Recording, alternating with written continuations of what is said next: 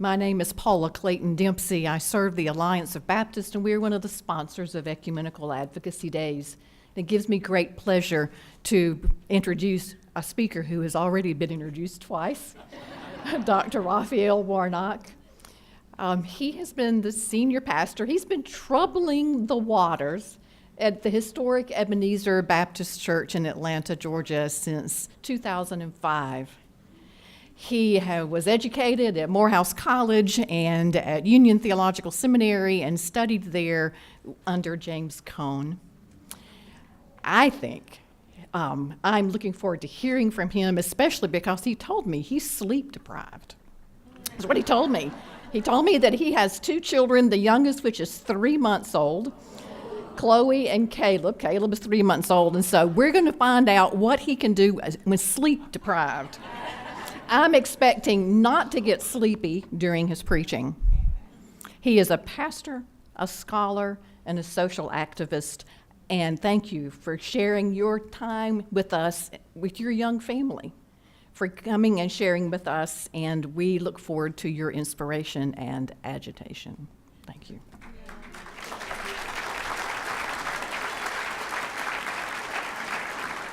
How good and how pleasant it is for brothers and sisters to dwell together in unity.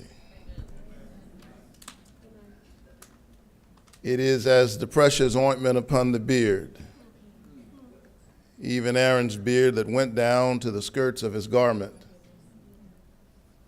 It is as the dew of Hermon, their God commanded the blessing, even life forevermore. It's good to be together. We believe what we need most are the hearts of each other right here. I am grateful and deeply honored to have been invited by my good friend and partner in crime, the inimitable Reverend Dr. Leslie Copeland Toome. Give her a great big round of applause.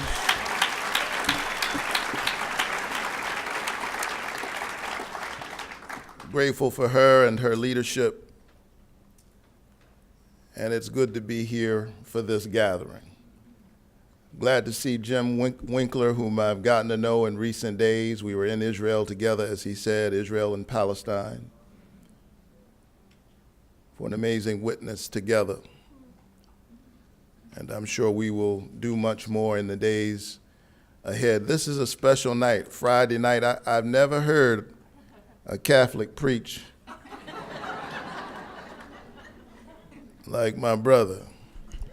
And I don't know if you know it or not, but it's a big deal for us to get together like this, across denominational lines. The acknowledgement that of one blood God has made all nations to dwell upon the face of the earth. This ecumenical gathering, the thing that brings us together even across faith traditions, because sometimes it's hard. We make it hard for us to come together. We've got hang-ups. You know, Jews may not necessarily recognize Jesus as the Son of God. Muslims may not recognize Jews as the chosen people. Catholics or Protestants may not recognize the Pope as the father of the church. And Baptists do not recognize one another in the neighborhood liquor store.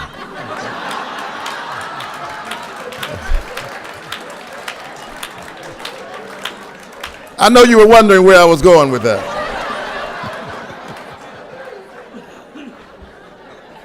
It's a big deal for us to get together.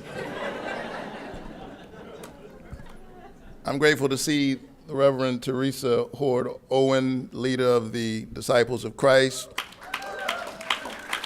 who will preach on Sunday. And so I've come tonight just as a kind of John the Baptist. There is one coming after me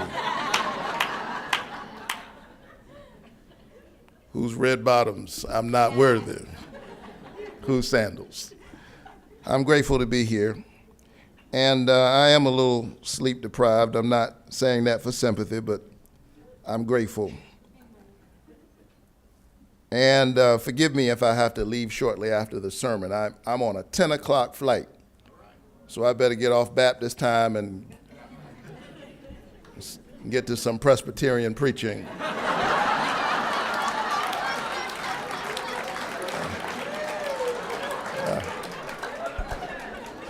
With a little Baptist fire. I've got a 10 o'clock flight.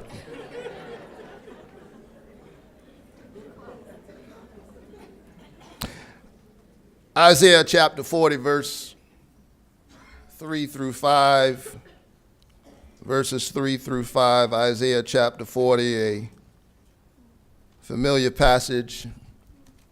I lift it tonight from the New King James Version. Hear it again for the first time. The voice of one crying in the wilderness, prepare the way of the Lord, make straight in the desert a highway for our God. Every valley shall be exalted, and every mountain and hill brought low. The crooked places shall be made straight, and the rough places smooth. The glory of the Lord shall be revealed, and all flesh shall see it together. For the mouth of the Lord has spoken. I want to talk for just a little while about God's vision for the land. God's vision for the land. Will you bow with me in prayer? May the words of my mouth and the meditations of our hearts be acceptable in your sight, O Lord, our strength, our rock, our Redeemer. Amen. God's vision for the land. We make our way tonight to our nation's capital at a critical time in our nation's history. We've come tonight as one body in Christ. We've come for these ecumenical advocacy days. We've come to advocate, but we've also come to agitate and sometimes aggravate. And we've come to activate our faith on behalf of justice. And we ought not take this lightly. The nation needs our voices. We need voices of faith and moral courage, rising together to redeem the soul of America. We cannot leave this in the hands of the politicians. We've got to partner with God in the bold mission of working to save our nation from the worst version of itself and to lift us to higher spiritual ground. We need voices of faith who come with a moral vocabulary and a spiritual vision that transcend the predictable, hackneyed language of partisan political rhetoric. Can you believe it? Here we are again, already in a perpetual state of the election cycle.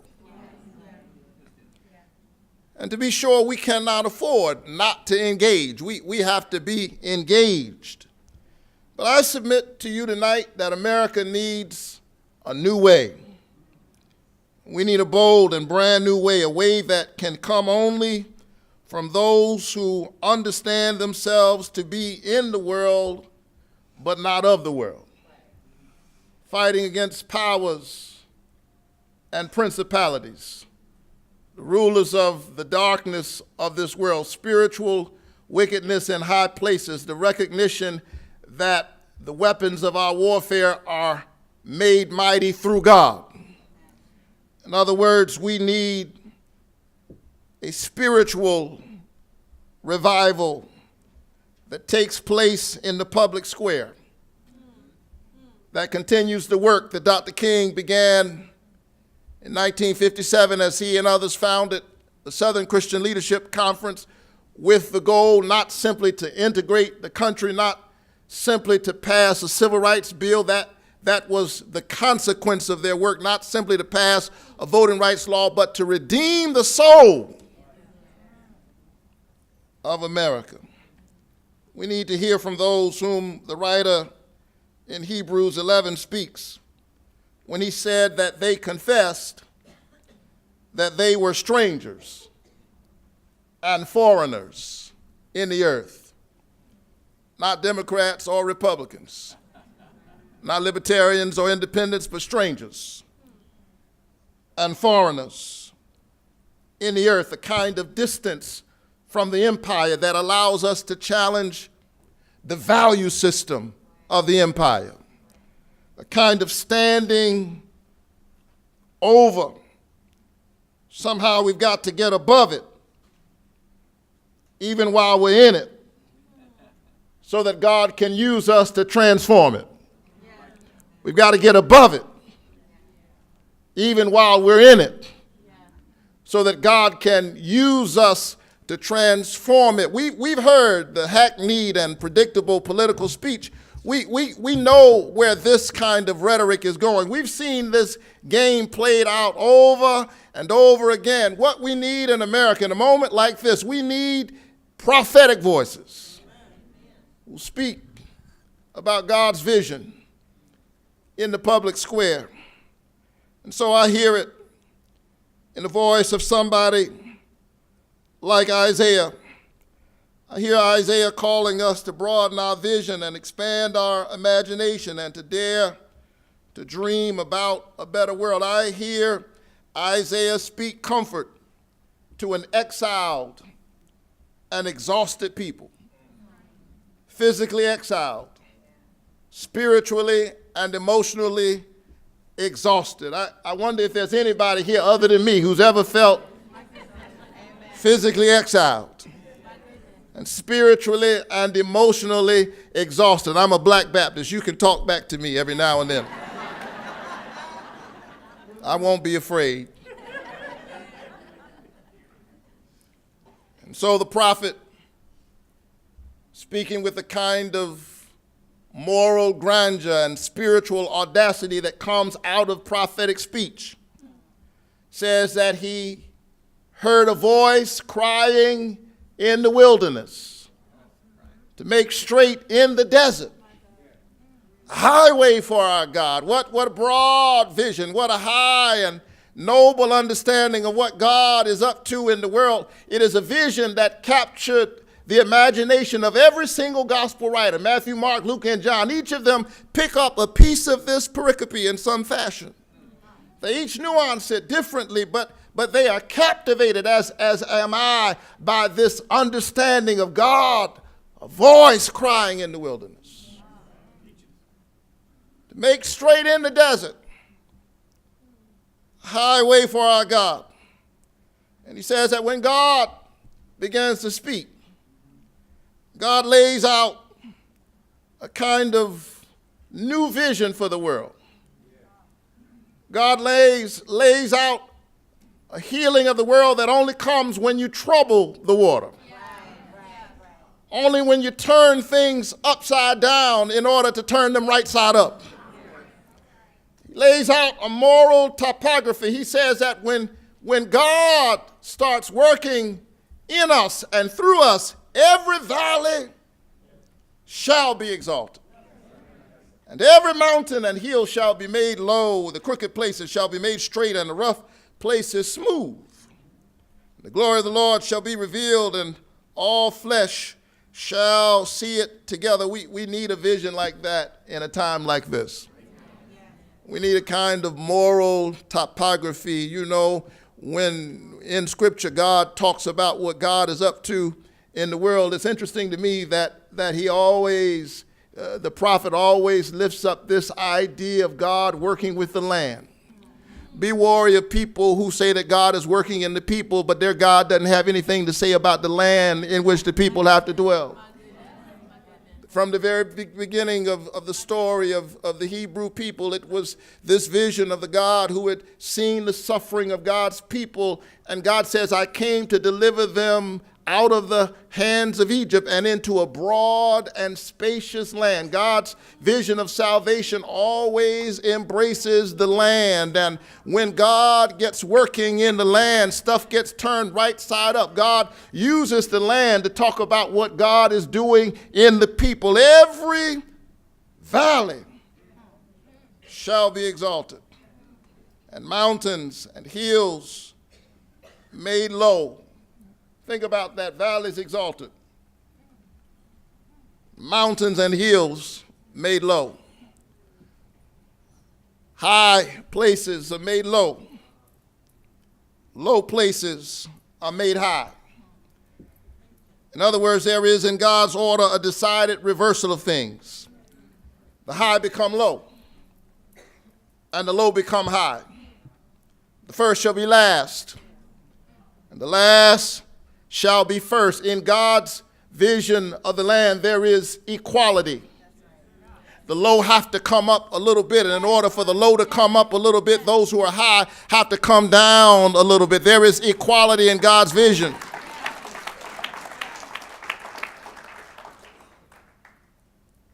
And that doesn't sound like good news to everybody.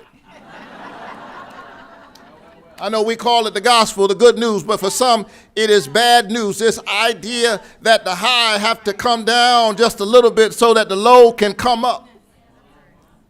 That doesn't always sound like good news to some, because when you become accustomed to privilege,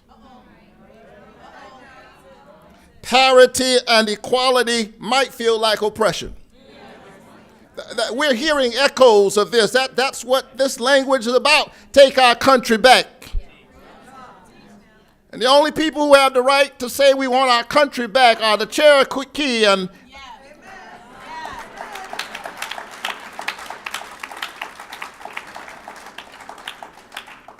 Make America Great Again. This idea of going back rather than moving forward.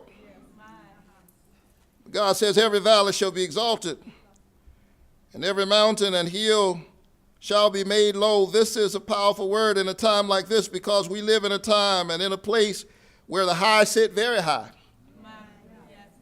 and the low sit very low. The rich are getting richer and the poorer are getting poorer across Republican and Democratic administrations. We have to stand up like people of God and tell those who sit in high places that inasmuch as you've done it unto the least of these, you've done it also unto me. That a budget is not just, a national budget is not just a political document, it is a moral document. We have to stand up and tell those who sit in high places that you cannot balance the budget on the backs of the poor. You cannot give a tax cut to those who need it the least in order by robbing those who need resources the most. God is not pleased, and if you're not careful, God is going to speak a word of judgment against you. Every valley shall be exalted. The hills and the mountains shall be made low. In God's economy, there's a living wage. In God's economy, there is health care for all. In God's economy, a child's future is not determined by their zip code. In God's economy,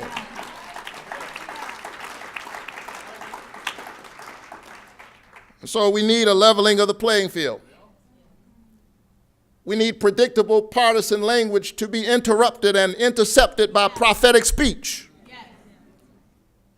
We need a big vision that embraces all of God's children, a moral agenda that addresses low places and speaks to high places. In other words, we need equality, and that's what God is up to in the world, because there are too many low places that are real low. Too many high places that are so high that they are above the law.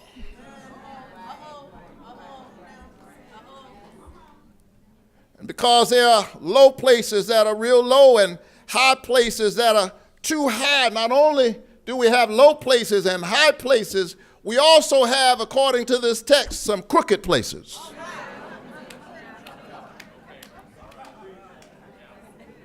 Not only do we need equality, the reason we need equality and parity is because we also need integrity. Too many crooked places, fake news and alternative facts, crooked places, lies and more lies to cover the lies that have already been told and the lies that you don't even remember that you're told, the lies that are on tape. Crooked places. I hail from the state of Georgia, where politicians preside over their own elections, serve as player and umpire in order to referee their own race. It's called voter suppression and voter intimidation. Crooked places. Brian Stevenson is right. In America's criminal justice system, you are better off to be rich and guilty than poor and innocent. Crooked places. Eric Garner had his life literally choked out of him by those sworn to protect for selling some loose cigarettes on a street corner. Meanwhile, Wall Street bankers destroyed billions and billions of dollars of household wealth through mortgage fraud and almost sent the whole American economy over the cliff, and not one banker went to jail. Crooked places. You can't call yourself a preacher of the Most High God if you are afraid to speak to the crooked places. God says that every crooked place shall be made straight. And then he says that the rough places are made smooth. I like that. The rough places shall be made smooth. Some of us have come from some rough places. Some of us, there's no straight line, no obvious path from where we started to where we began. Is there anybody here whose birth and whose origin would not predict that you would be in this room doing what you're doing, standing where you are right now? Is there anybody here who can speak to human possibility when God hooks up and God's agenda connects to your agenda? Rough places can be made smooth. And so I know it's dark right now, but look at us. Every now and then we ought to think about the things that God has already done. Very often I think about my own people. 51 years ago, yesterday we lost our great prophet. Jesus journeyed to Jerusalem knowing that that's where prophets die. Martin made his way to Memphis, although there was danger on the ground. But he went there because he was concerned about high places and low places and crooked places. He went there because he saw human possibility. He saw possibility in Memphis, where 2 sanitation workers lost their life because they were forced to ride in the back of their sanitation truck. They were trying to find shelter from the natural rains and storm, but there was no shelter from the unnatural disaster of racism and discrimination in 1968. after the civil rights law had already been passed, after the voting rights law had already been passed. But Martin Luther King Jr. made his way to Memphis because he understood that he emerged from a people who knew that God can make a way out of no way. He understood that he came from a people who landed on a nightmare, but they held fast to the dream. They gave us scraps and we made soul food. They gave us the blues and we made music. They gave us the Bible and pointed to Ephesians and said, slaves, obey your masters. We took the Bible, could barely read, but we realized that there was something else in here. There's not just Ephesians, there's Exodus, where God told Moses to tell Pharaoh to let my people go. They gave us a religion intended to make us docile and obedient, but we took that religion and transformed it into a liberating faith, and out of that faith came an independent black church, and out of that black church came a Martin Luther King Jr. and a Fannie Lou Hamer and an Ella Baker.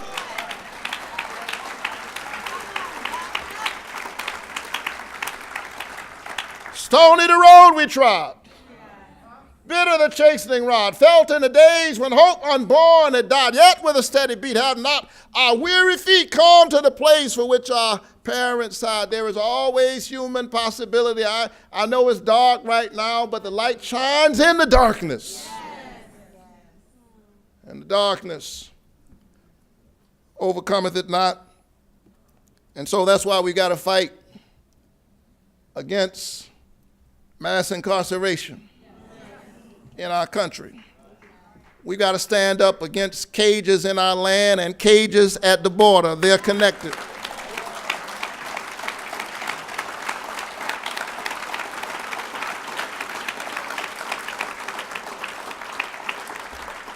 Got to stand up, because when we stand up for God's children, red, yellow, brown, black, and white, the young and the old, the gay and the straight, the poor and the rich, when we stand up for God's people, we unleash human possibility.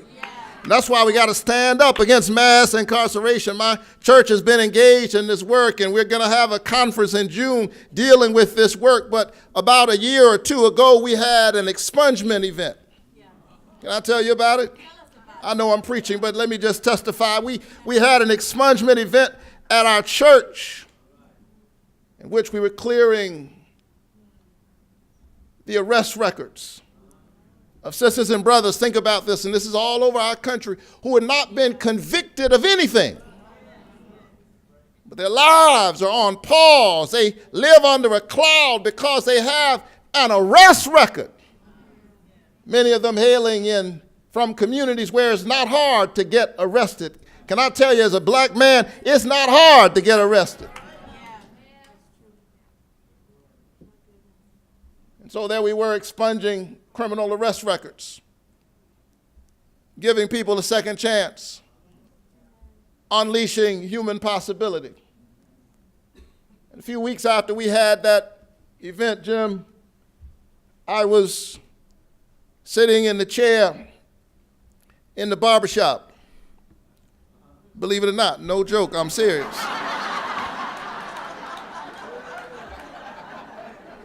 I want to make sure y'all awake. I was sitting in the barbershop getting goatee therapy.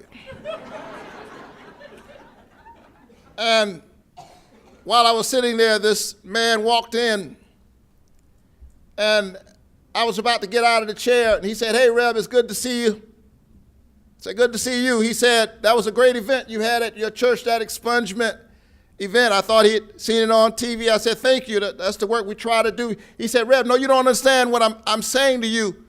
You expunged my record that day."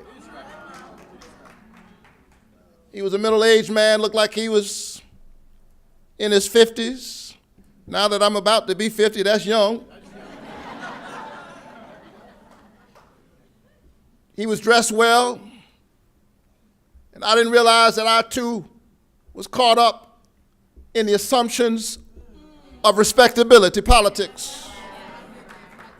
He didn't look the part. He said, you cleared my record that day. I said, "God bless you. Thank you for sharing that with me. He said, you don't understand, because my record was cleared that day, I was able to get a job that I haven't been able to get. I had a job, but it was far below my expertise and my credentials. But because you cleared my record, I have a better job. My quality of life has already improved. I've got more income than I've had in years because you cleared my record.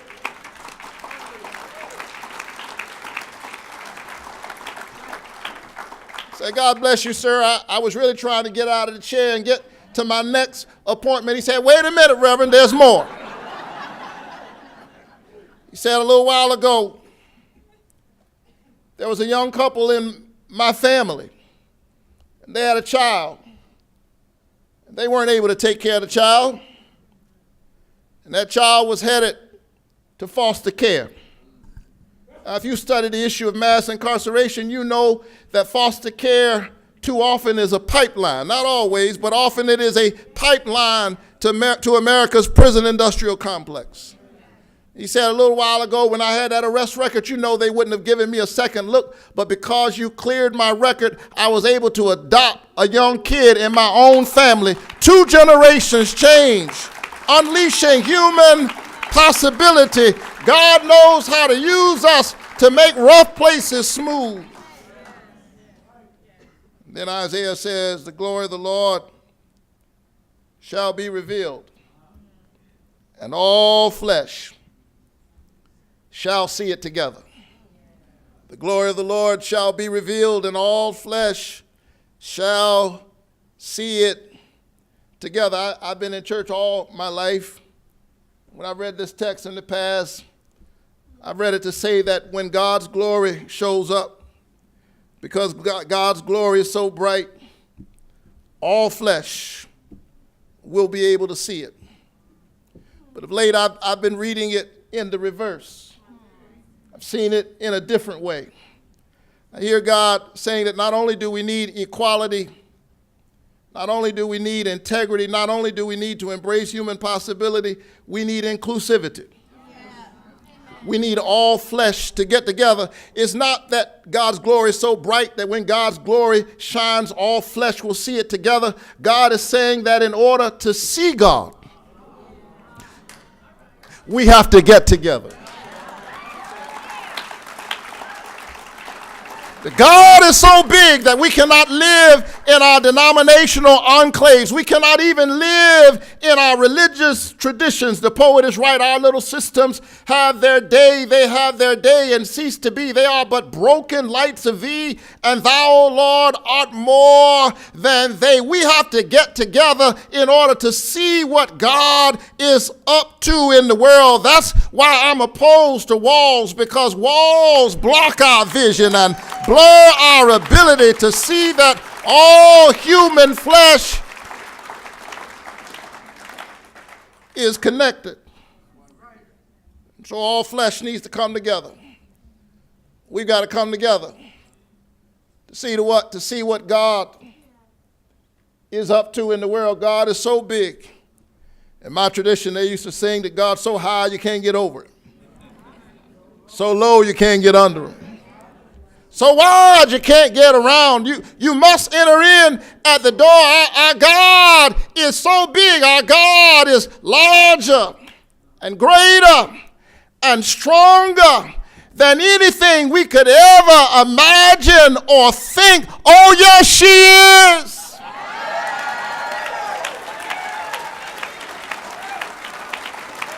Yes, she is. And when we get together, we can get a glimpse of God's glory, but we'll only get a glimpse if we'll stand together. And so in this work, because I've been on the battlefield and because I have a 2-year-old and a 3-month-old, I confess to you that sometimes my flesh grows weary. I feel like I'm in physical exile and spiritually and emotionally exhausted.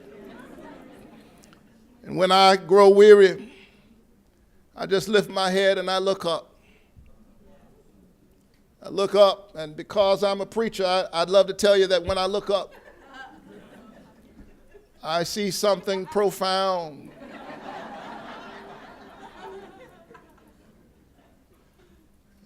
and spiritually amazing and extraordinary. But more often than not, all I see is birds flying by. But I like to see geese fly. I like to see geese because geese fly together. Pelicans flap their wings faster, but they don't get as far. Geese fly together, and they fly in a V formation. And the one out front who has the glory of the light shining on her eyes is actually working the hardest. And you can't lead if you're not willing to work hard. The one out front is actually working the hardest. But what I like about geese is that every now and then the one out front gets tired. And when she or he gets tired, all that he does is he moves further back in the formation. And another one moves and fills that place. And what I like about geese is that they do that without a civil war.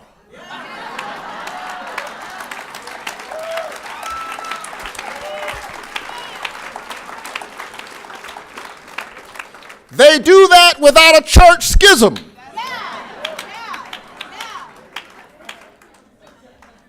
They do that without exercising the nuclear option.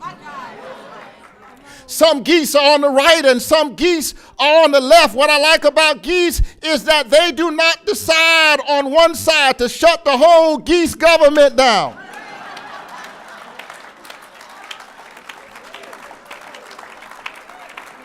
Because geese understand that my individual location is not as important as our collective destination. I've got to go to New York, but I want you to go to D.C. and tell our politicians that we need you to have as much sense as a goose.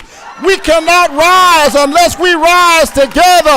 All of God's children have value. All of God's children have worth. Stand together, work together, fight together, struggle together, pray together, stay together. There's a great camp meeting in the promised land.